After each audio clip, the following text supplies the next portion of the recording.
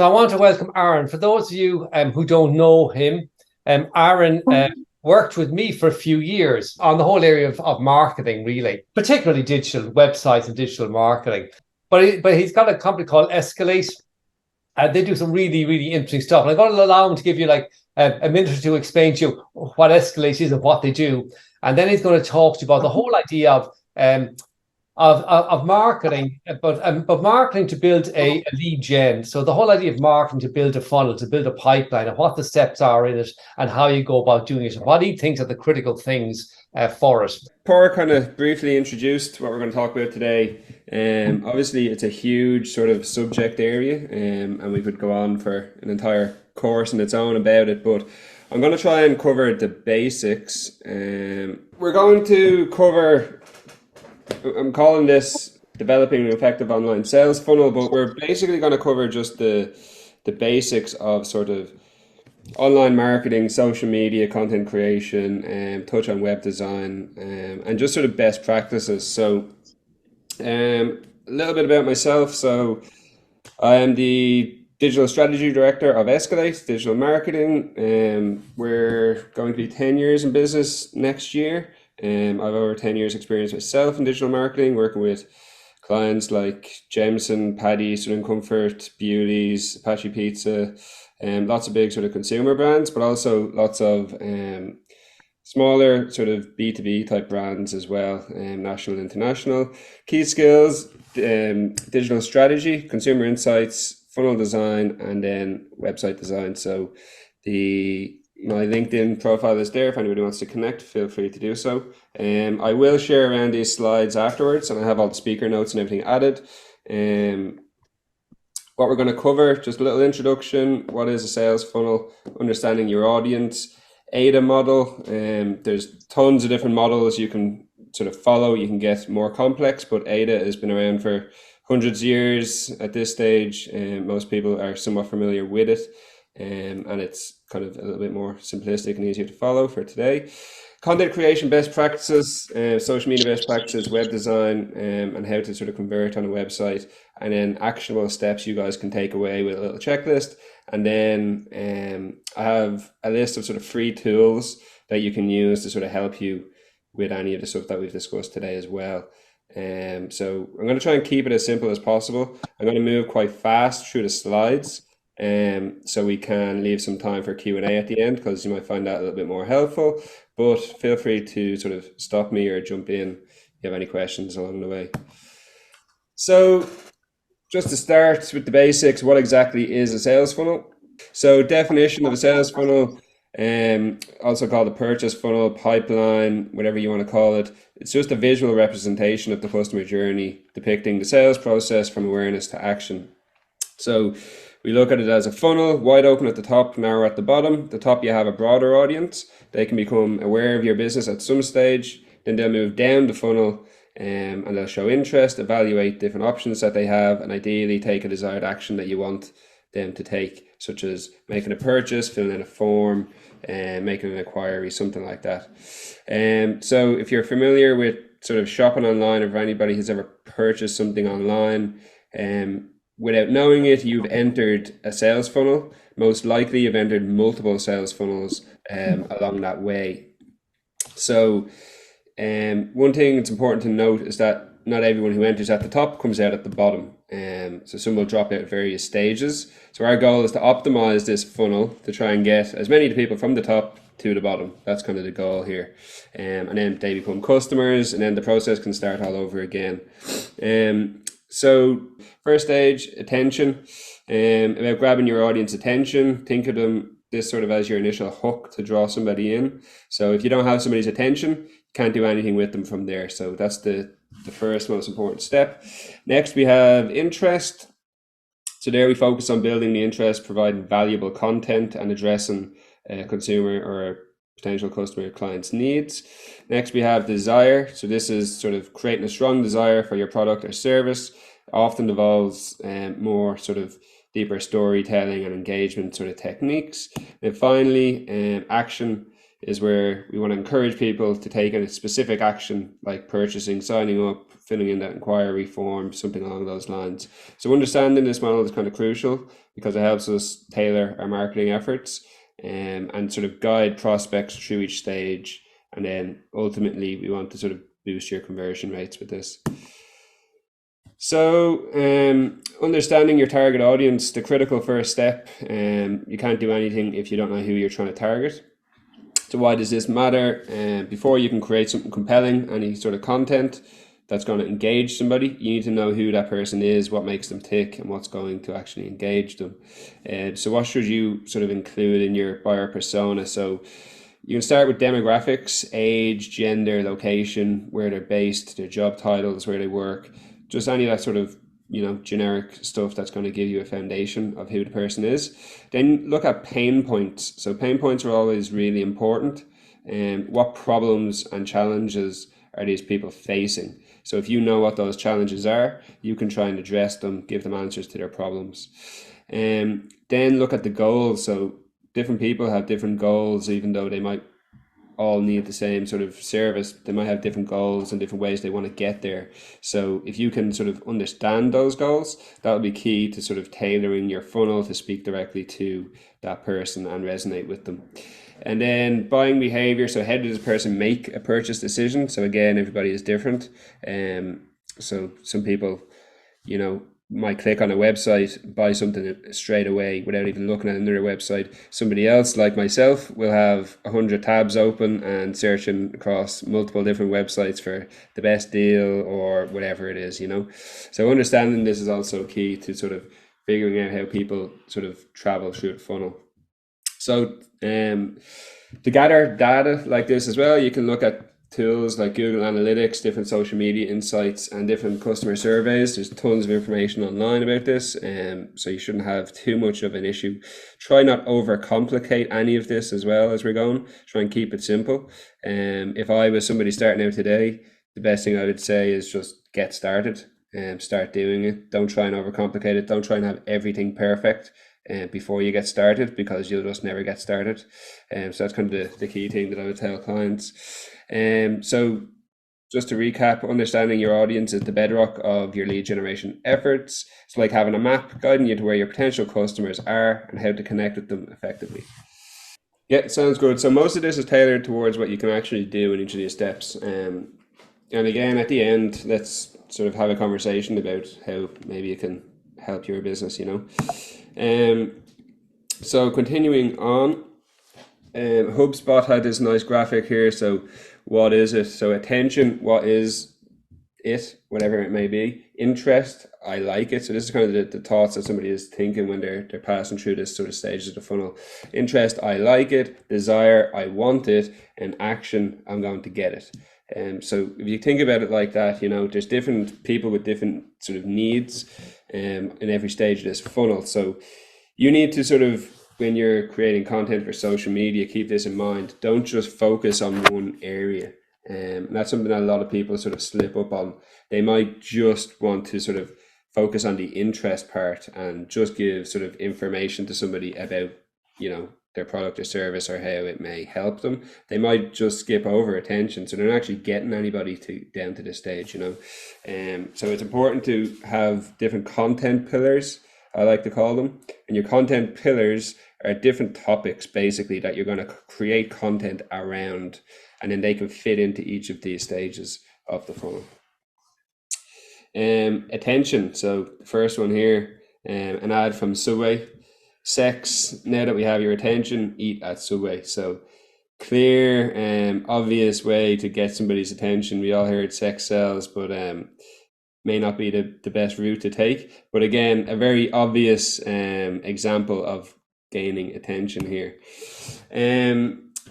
You need to capture your audience attention right from the start, as we said. If you don't grab attention, you won't have the opportunity to engage the person further down the funnel. One of the most effective ways to do this is by creating a compelling value proposition. This is a clear, concise statement that communicates the unique benefits of your product and service. So to truly stand out, you need to use attention-grabbing techniques. So first, leverage eye-catching visuals, as we could see with the Subway ad. Use striking images, graphics, videos, anything that can immediately draw your audience in. So if anybody sort of uses Instagram, Facebook, anything like that, there's millions of pieces of content there. Why do you stop on that one piece of content that you stopped on? It got your attention. And once you have the attention, you have to do something with it. So just keep that in mind anytime you're using social media and you stop for a second on something. Just think about why. And that's something that you can apply yourself, you know. So first, leverage eye-catching visuals. Second, use bold headlines that pique curiosity and make your audience want to learn more. Third, consider using and addressing pain points. So problems that your audience have that you can solve and you can resonate with them. And lastly, don't underestimate the power of emotions. So to get somebody to take an action, the easiest way to do that is to spark an emotion. I'm sure we're all familiar with these sort of outrage pieces on Twitter and stuff like that, you know, and you have these somebody puts out something completely outrageous and then it has hundreds, if not thousands of comments. Why did people take time in their day to sort of go out of their way and do that? It's because it sparked an emotion. So that's kind of what you're looking to do. Obviously, you want to do it in the right way. And then again, lots of tools at the end that you guys can sort of use to take away. All free tools, get ideas, improve your copy, create graphics, all that sort of stuff. And they're all free. So keep an eye out for that at the end. So remember, consistency is key. I'm going to say that a lot of times throughout this. Consistency is key. Maintain a consistent message and branding across all your marketing efforts. This builds recognition and trust, making it more likely that your audience will pay attention. So I'm sure we've all seen different brands. Usually if you see sort of a smaller brand on social media and you look at their content, they'll have all sorts of different colors, different fonts, different everything, you know, it's confusing. Stay consistent. It's the easiest way to build trust. You look more professional. You'd never see Coca-Cola coming out with a yellow can of Coke, you know. It's the reason it's so recognizable. It's red. It has been for whatever amount of years. So just stay consistent. The easiest way sort of to build a brand is just different elements consistently used. That's all a brand is. So just make sure to find your elements and consistently use them. In summary, attention stage, all about making a strong first impression. Use compelling visuals, headlines, clear value proposition to capture your audience attention and lead them into your funnel. Interest then. So once you captured your audience attention, you want to move to interest. This is where you start to connect and engage with the audience. I don't know if anybody has seen this ad. I think it was a year, possibly 2 years ago. So it's a sort of play on words or letters, as you say, KFC, FCK. Pretty obvious what they're trying to do here. So KFC actually ran out of chicken in the UK. Their production lines completely seized up, and I think it was just after COVID, and they ran out of chicken in all the restaurants. So they took out this ad in a number of full page ads in UK newspapers. So obviously you see this brand consistency, FCK, it's got your attention, and then we're sorry, that's all they said. So now you're interested, what are they sorry about? And you're going to read on. So very good example and usage of this. And then a good sort of all publicity is good publicity kind of stunt as well. So why is this so vital? I suppose this is where you provide real value and establish a meaningful connection with somebody. Content is key here. It's important to create valuable and relevant content that speaks directly to your audience. What should this sort of content look like? So think about the types of content you consume regularly. Blog posts, videos, infographics, podcasts. It could be a still image. It could just be plain text. It could be a YouTube video. It could be anything. These are all different formats to allow you to share information in different ways. But it's not just about the content. It's about content that solves problems in this stage. So address the pain points and the challenges that your audience face and show them how your product or service can provide solutions to these problems. Again, consistency is crucial. Maintain a regular content schedule to keep your audience engaged. When they see you consistently delivering value, that will build trust and credibility. In summary, for interest. The interest stage is all about providing valuable content that resonates with your audience, keeps them engaged, and this connection you're building here is crucial to move them on to the next stage. Next stage being desire. So as we move further down the AIDA model, we arrive at D for desire. This is where the magic happens, because we're aiming to create a strong desire for your product or service. Why is this so critical? Because this is where your audience really starts to become emotionally invested in what you offer, and it's where they start to begin to really want what you have to offer. The most powerful tools at your disposal here is storytelling, and stories have a unique ability to connect with people on a deep emotional level. Sure, you're all familiar with this man here, and sort of what he did in his other businesses, not just Apple. But one thing, famous quote that Steve Jobs said is, "We're not selling features, we're selling the future." And this sort of screenshot here is Steve Jobs on stage when they do the big press conference and they announce their new products, and they were announcing the iPhone for the first time. So Steve Jobs didn't come out and say, "Look what I have, I can make phone calls, you can play music, you can do this, that, and the other." He started from the beginning, went through the history of music, the telephone, telecommunications, the internet, and then he pulled it out of his pocket and said, "You can do it all in this device." So he's really selling the future of everything that came before, not just the sort of the features that product is able to deliver on. And then another thing as well with Apple, very good at knowing their audience. So we've all seen the queues outside Apple stores, people queuing up, sleeping out overnight to get the new iPhone. Why? They're the kind of people who are they're the leaders, they're the trendsetters, they're the creatives. They're not people who want a mobile phone. And this ad here, giant billboard, looks like it's in LA somewhere. It has this really cool image, and it just says "shot on an iPhone 11 ultra wide." So again, they're not selling a telephone, they're selling the ability to create this billboard from your pocket, and that's what these sort of creative people want. So really key to understand your audience and what they want. They don't want a telephone, they have one already. They want the ability to be able to do more. So again, craft narratives that illustrate how your product or service can transform the lives of your consumers for the better. So depending on what your business is, if you're a coach, you're not selling information to build a better business. You're selling, a future for somebody. You're selling, making sure they have more time to stay at home, spend with their kids, something along those lines. Engagement is key during this stage as well. Encourage your audience to interact with your content, respond to comments, answer questions, actively participate in conversation related to your content. So it's all about fostering a sense of community and involvement here as well. Consider offering exclusive deals, promotions, and limited time offers in this phase. That will get excitement and a sense of urgency, and drive somebody closer forward to taking an action.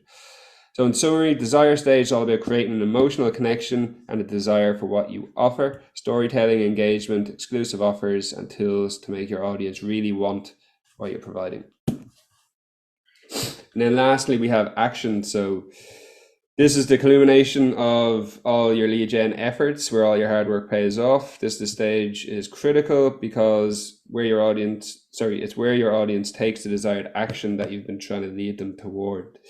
This is where they become a customer, a subscriber, a lead, whatever it is that you're trying to achieve. The prompt action, you need a clear and compelling call to action, CTA, call to action. This is a specific instruction, tells your audience what to do next. An example would include, sign up now, buy now, inquire today, something along those lines. Just taking a little look at this sort of image here. I don't know if you can see and read the headline, but this is from a popular website. Would you have any idea, just from reading this, what this company does? They're actually an analytics company. So you can get the analytics behind any website. Right. You can put your competitor's URL in here and find out traffic about them. So did this tell you what they did? Absolutely not. Do you have a good idea of what this is, how you could potentially use it, and how it could benefit to you? Yeah, 100%. So exact same word count, just different words. So again, call to actions, copy, showing the strength and the value of strong copy, very important. So as I said, to prompt an action, you need a clear and compelling call to action. Continuous optimization is key here. This website, believe it or not, still has this first one on it. They haven't updated. And I didn't write this. I found this elsewhere. So this is popular on the internet and they still haven't updated their website. So continuously test and measure. You're not going to get it right the first time. Nobody rarely does. So continue to test and measure this sort of stuff. Even sort of the change in the text on the button can have a big impact. So again, you're getting people in the top. This is all just a numbers game. The more people you have in the top, the more likely you'll get somebody at the bottom. And you can tweak things along the way to increase that conversion rate. So just kind of keep that in mind. And remember, it doesn't end with the launch of this funnel or your content or your social media. You have to regularly monitor and analyze its performance, track the conversion rates, and be prepared to make adjustments.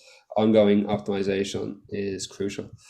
So in summary, action stage where you convert the interest into tangible actions, where your audience takes the step you've been guiding them towards. Clear call to actions, A/B testing, and continuous monitoring are your tools to make this happen. So we'll move on. We'll take a look at some best practices. Not moving. There we go. So crafting compelling content. So effective content is the backbone of your sort of online digital lead generation efforts. First and foremost, solve problems with your content. So again, back to those pain points. What are the pain points? What are the questions that your sort of target has, and how can you answer those questions? So your audience is looking for answers, and you got to be the guy to give it to them. And if you are consistently the person who gives them the answers, well, then they have trust, you build credibility, and then they're eventually going to ask you for help, you know. Again, consistency matters. Maintain a regular publishing schedule. And your audience knows when to expect different content. It builds trust, keeps them engaged. Storytelling is a powerful tool as well. Use it to create an emotional connection with your audience. Share real life stories, case studies, behind the scenes, success stories, anything related to your product or service can fit in here. Diversify your content formats. So as you mentioned, you have blog posts, videos, infographics, podcasts, webinars, lots of different formats that you can use. Different people prefer different formats as well. So again, test and measure, try different formats. Maybe you'll find one that works, maybe one doesn't work at all, but you can only really understand that by trying it. Maybe one works for you better as well, not even your audience. Maybe you're more comfortable with one particular format. And as I said at the start, you can do all of this, but if you don't get started, what does it matter? You know, no point in trying to perfect it. So get started. If there's one particular format and one particular platform that you're more comfortable with, just get going. Remember, it's not just about creating content, it's about creating content that resonates and engages with your audience. So these best practices should help you sort of achieve that. Here's a little sort of cheat sheet for content creation reference guide that you can go back and look at later. Research, ideation, placement, creation, publication, and promotion. So don't spend too long on this. I'll send this over. You can have a good look, but again, just different ideas and stuff that you can use along the way. And then just mastering social media. So understanding and implementing best practices can significantly enhance your lead generation efforts. But first and foremost, take time to study your competitors. We're not trying to reinvent the wheel here. Somebody else is already doing it. They're probably doing it better than you. There's definitely somebody out there, if you're only starting, that is way ahead of you. So just find out who they are, look at what they're doing, and figure out, you know, how can I potentially implement this? Go on to their social media accounts. Like you can just go on to somebody's Instagram page or whatever it is, scroll down through the content, and you'll see that they might have 100 views on this video, 200 views on the next video, and they might have like 10,000 views on the next video. What's that 10,000 views? Like, what did they do there? What are they speaking about? How can you implement something similar for yourself? Again, more free tools on how you can figure all that out as well at the end. And then understanding your audience's social media preference is good as well. So what platforms are they actually on? Focus your efforts on the platform that your audience is active on. But again, like just getting started is key here as well. So if you're really comfortable or you use one platform a lot, get going there. You can move over afterwards. You can diversify then later. I would highly suggest starting with one platform at a time. Don't try and be everywhere. While it's great to be everywhere, be realistic, understand your limitations, and just get going on one platform. Try and get some sort of success there as well. And then establish and maintain your brand's voice. So this is vital again, as we mentioned, create some branding and have some guidelines for yourself. Your visual style, your tone of voice, consistency again, as we said, and include the use of hashtags, different slogans, your value proposition. What do you want your audience to know about you? Make sure that you reinforce that. And this will all help build your identity and build a brand around yourself. More on social media. So consider the frequency and timing. So how often are you going to post? How many times a week? How many times a month? When are you actually going to post? What are the optimal times to reach your audience? Once you start posting on a particular platform, the platform will have insights. It will tell you, your audience is active on whatever day at whatever time. So maybe you've been posting every Thursday at 5 o'clock, but turns out your audience is actually active on Tuesday at 1 o'clock. Just pay attention to this information and use it accordingly. Leverage tools and plan and automate tasks where possible. Do not try and post every day or wake up and say I'm going to post today. It's probably the worst thing that you can do. It will 100% lead to failure. You're never going to do it. Nobody has ever been able to do it that I've worked with anyway. You need to plan this out. You need to sit down, take a couple of hours a day, whatever it is, and do an entire month's content at once. Because you're never going to be able to just turn this on and turn it off. Maybe some people can. I'm yet to find one. You need to get into the headspace. You need to do your research at the time. You need to figure out the pain points, the topics you're going to talk about. You need to start writing content. You need to create graphics or videos. Maybe you're speaking to the camera yourself if you're comfortable with that. And it's way easier to sit down and do all of this at once. Once you have it all done, like if you were to do this, let's say you want to post 12 times a month, 2-3 times a week, and you wake up on Monday and say, I'm going to do this. Where do you start? You have to do that whole process on Monday morning. Then Wednesday comes around, I'm going to post again, start the whole process again. It's just going to be so much time and effort, and then you're going to tell whoever it is, the excuse is going to be, I don't have time to do this. And you don't have time to do it, so do it all at once.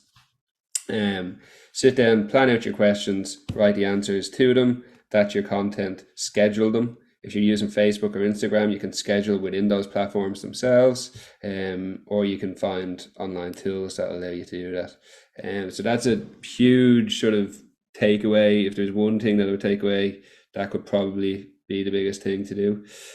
Don't try and do it day to day, do it all at once. With every client that we have, we look annually, anything that's coming up, key events, maybe there's something in your industry that you might want to focus on. Then we'll break it down by quarter. What are you doing in your business? What's going on that quarter? Then we'll break that down by month, and we'll list out everything that we need to do that month, and we'll create content around it. And we'll schedule it, forget about it, and off we go. Something pops up during the month, we'll make content about it then. But if something pops up, you're going to know what you need to create. You're not going to have to sit down and go through the process. Once you have everything scheduled, it's just running away in the background. Engagement is a two-way street. So social media is not just about you posting. It's about you actively engaging. So there's people who have 0 posts on their profiles and they have thousands of followers, and all that they do is engage on other people's profiles. So your audience is out there. You can figure out where that is. Maybe there's a particular like influencer or brand or whatever it is that your audience is already following. Find their content, comment on it and leave value, leave something interesting in the comment section. People regularly look at comment sections and they'll just discover you by the content that you're typing in the comment section. Very sort of valuable. And you can do that sort of day to day. If you have 15 minutes, you're sitting around waiting, you're sitting on a bus, whatever it is, just scroll through these pages. You see something interesting, leave a comment on it. You can also look at, for example, if you're looking at Instagram, you can put in a hashtag or a search term. So type in whatever, something related to your industry, and see what shows up. The first few sort of pieces of content to show up are the most popular piece of content in the past 7 days or past 30 days, whatever it is. So they are the ones that are trending at the moment. You can comment on them. They have the most views. They're the most likely way that people will see your page as well. So keep that in mind. It's a two-way street. It's not just about you creating your own content. It's about you engaging with other people as well. And also, when you're sort of leaving these comments, you start to look like you're sort of a brand authority, or you look like you actually understand what you're talking about. So that's obviously very good as well. Then set clear goals and pursue them. So set smart goals, and that'll give you direction. Like, set goals for yourself. Maybe you're starting off, your goal is, I want to post 12 things this month. Go and do it. You don't have to have like a specific KPI to hit. You just want to get going. Then maybe you can look at how many interactions those posts got. Maybe on average you're reaching 100 people. Set yourself a goal to reach 200 people. Keep them realistic, but as you say, if you don't know where you are, you won't know where you're going. Then finally, embrace a culture of testing, measuring, and adapting. So social media is changing every day, so try and keep up with that as much as you can. Don't just stick to the same strategy. What works today might not work tomorrow. And again, back to the first point, look at those competitors who may have a bigger team or more resources invested into this. They're most likely staying ahead of some of these trends. So don't just look at them today and then don't look at them again. Keep looking at them, look at them once a month, once a week, whatever it is. Find out what they're doing, get some inspiration, and sort of change your content up. So on to website design for conversions then. So some best practices. User-friendly navigation is hugely important. I'm sure we've all been on a website where we've got confused, you didn't know where to go, you're trying to find something and you just leave. There's a reason that the majority of websites have the same format. People just become familiar and they look to a certain place for a certain button because it's on the majority of websites. Don't go putting a back to front navigation or something like that. You're just going to confuse people. What's the point? Mobile responsiveness is crucial. You want to be fast. You want to load fast, especially on mobile. So people are impatient, as we all know. Slow websites cost you business. So for every 1 second in a delay, that reduces your user satisfaction by 16%. And then 64% of dissatisfied shoppers said they'd never visit that website again. So you could lose somebody immediately forever just by having a slow website that takes a couple of seconds longer than it should. Compelling content, again, we've touched on it. So craft engaging, informative content. We've seen the example of the headline. One didn't make sense. One gave you an insight into everything that you could do with that company. Keep that in mind. Again, tools at the end to create compelling headlines and all that sort of stuff. Clear calls to action, very important. You need to have a button that tells you what you're going to do. It has to be strategically placed throughout the website. That's going to be what's essentially going to get you that sale or whatever it is in the long run. And build trust, so include trust signals throughout the website. Have client logos, testimonials. A landline phone number is one of the biggest trust factors that you could actually have. So have that clearly displayed at the top of your website. Even if nobody ever rings it, you look a lot more legitimate than, we've all seen these sort of dodgy scam websites. They don't even have a contact name, address, number, nothing. Having a landline does add credibility there. So definitely worthwhile doing. If you don't have a landline, put the mobile at least. So in summary, your website is the gateway for turning leads into customers. Focus on user-friendly navigation, mobile responsiveness, loading speed, compelling content, clear call to actions. Here's just an example of a website. This is for particular type of coach. Clear brand and logo here, very obvious, easy to follow navigation, very strong headline, tap into your potential and overcome any obstacle standing between you and what you truly desire. Then we have some more content and a clear call to action, take a free assessment. Very obvious what this person wants you to do. Then you have the image, strong, confident, happy, looking towards the camera, and showing that it's a real person as well. And we have some trust signals here. These are obviously, CNN, NBC, places that this person featured. You could have logos of different clients. You could have a testimonial. You could have whatever it is there to build trust with people. So we'll recap then quickly.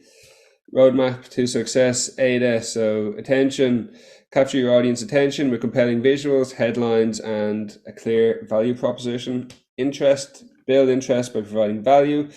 Valuable content that addresses your audience needs and pain points. Desire, create a desire through storytelling, engagement, exclusive offers that emotionally connect with your audience. And then action, encourage action with clear, compelling calls to action and ongoing optimization of your lead gen strategies. And next steps, take action. So here's a checklist. Identify your target audience, create compelling content, leverage social media, optimize your website, implement AIDA, get SMART goals, monitor, analyze, adapt, test, and refine.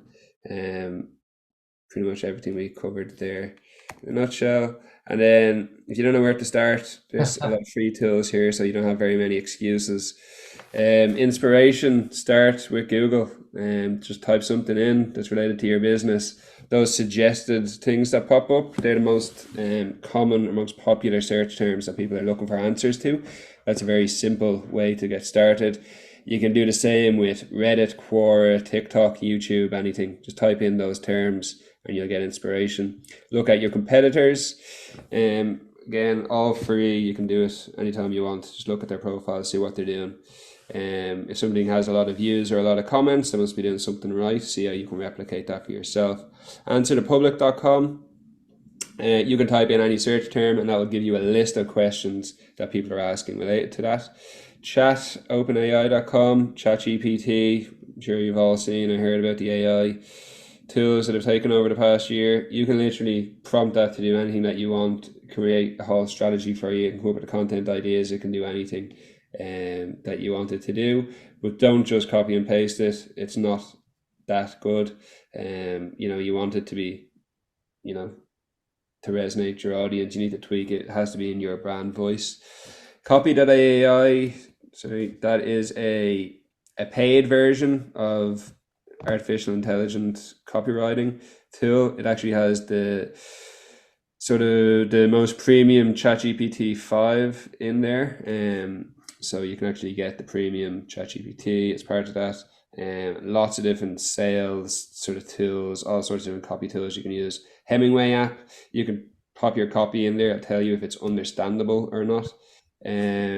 This headline analyzer here will give you prompts. You can write a headline, put it in there. It'll give you a score, tell you if it's not powerful enough, if you need to add emotional keywords, anything like that. Will suggest different words that you can use to make your headlines more compelling. Canva, extremely important. Everyone on our team has an account and we use it for all our clients. There's a free version. You can get the paid version if you want, but that has hundreds if not thousands of templates for anything that you want design wise. You can create a logo, color schemes, all sorts of stuff using that tool. Very useful and very intuitive and easy to use. And then spy on your competitors' ads, Facebook ad library, TikTok ad library, web design. It's very important because there's no point in doing all of this and getting to a crap website that doesn't work. So I would recommend using a professional for that. But if you want, there's other free website builders out there that you can use if you're competent enough to do that. That's everything. That was amazing. Yeah, that was amazing. And really, really appreciate that.